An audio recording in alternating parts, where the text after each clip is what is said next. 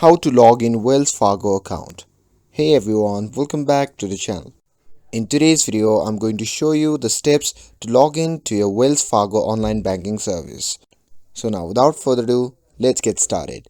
So the first thing first, open your preferred web browser and after that click on the search bar and simply type wellsfargo.com and simply press enter.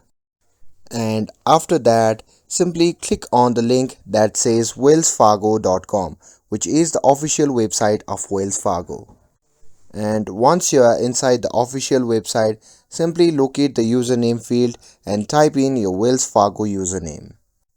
And after that enter your password in the password field, and once you're done with that, simply click on sign on to access your online banking account.